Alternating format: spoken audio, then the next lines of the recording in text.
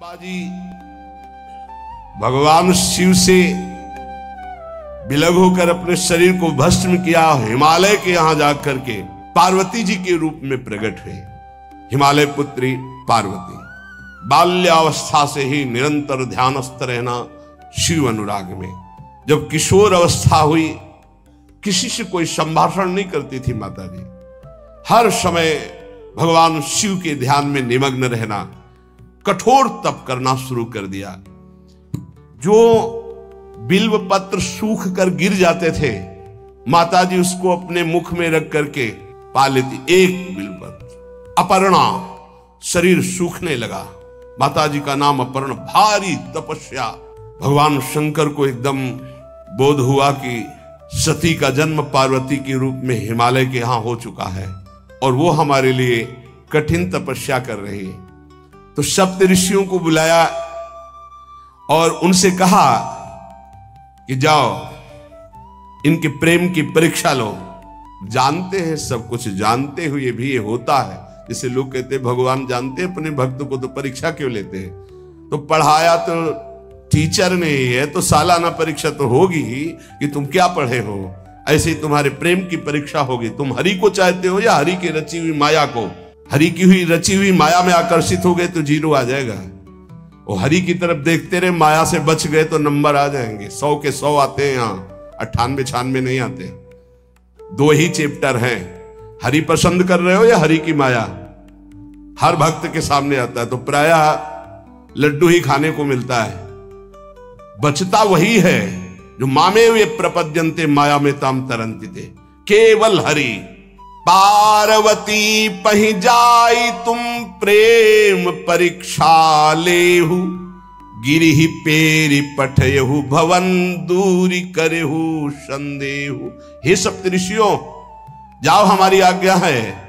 पार्वती की प्रेम की परीक्षा लो। यदि पास हो जाएं तो उनको तपस्या से निवृत्त करो। बोलो महादेव जी प्राप्त हो जाएंगे। जाओ, भवन को चली जाओ, तपस्या की आवश्यकता नहीं।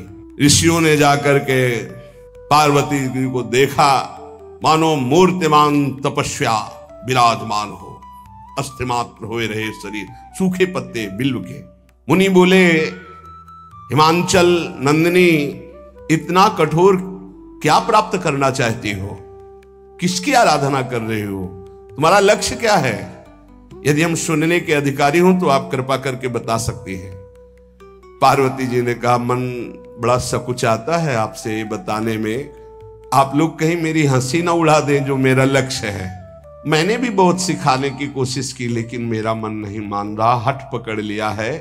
क्योंकि मेरे गुरुदेव ने मुझे जो आकर के बचपन में बता दिया, मैं वही हृदय से स्वीकार कर ली।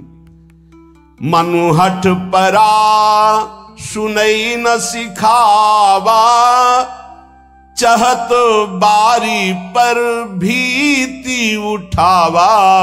नारद कहा सत्य सोई जाना, बिनु पंखन हम चाहि उड़ाना।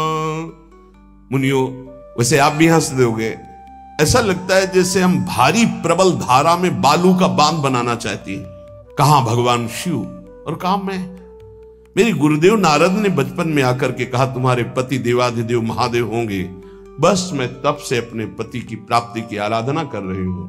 पता नहीं आप मेरी बात सुनकर हंसेंगे कि मानो बिना पंख के मैं आकाश को छूना चाहती हूं। ऋषि हंस पड़े और कहा, बात तो सही है, पर्वत से उत्पन्न हुई हो तो इसलिए तुम्हारी बुद्धि भी हमें लगता है जड़ ही है। नारद के उपदेश से आज तक किसी का घर बसा है? नारद के उपदेश से किसी का घर बसा है? अरे जिस का उपदेश किया उसको बैरागी बना दिया, गृहस्थी तो बनाया नहीं। नारद उपदेश सुनकर किसी का घर बसा हो ऐसा तक प्रमाण नहीं है।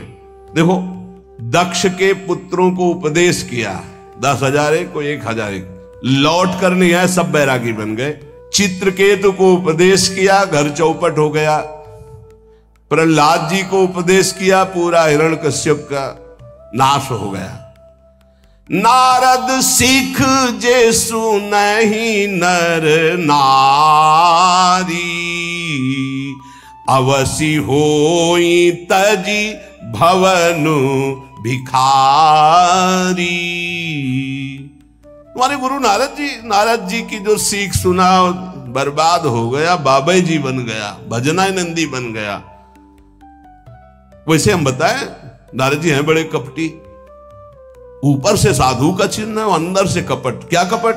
उसके संसार का नाश कर देते हैं, भगवान से जोड़ देते हैं। मुझे नारद जी की बात कम समझ में आती है। ये उल्टा बोल रहे ऋषि परीक्षा के लिए, गुरु निष्ठा हटाने के लिए, समझ रहे हो?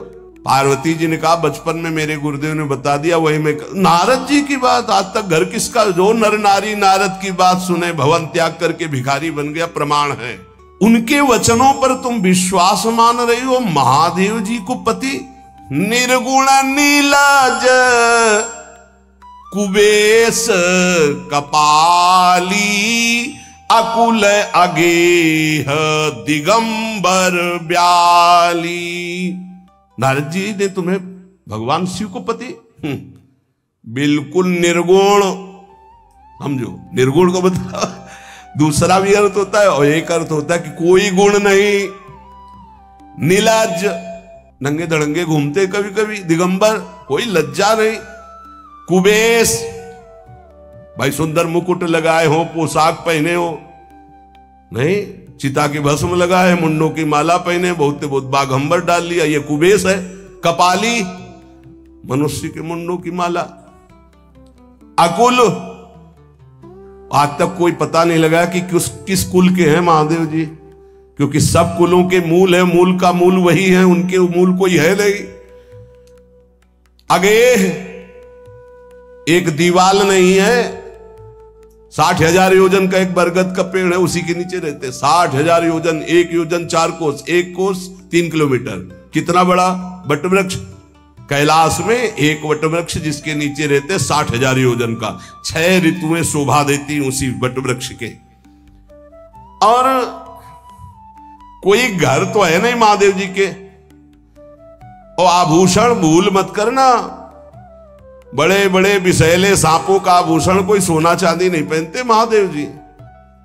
हमें लगता है ऐसा दूल्हा के लिए ऐसा तप। नारद जी ने ठग लिया तुम्हें, पागल बना दिया तुम्हें।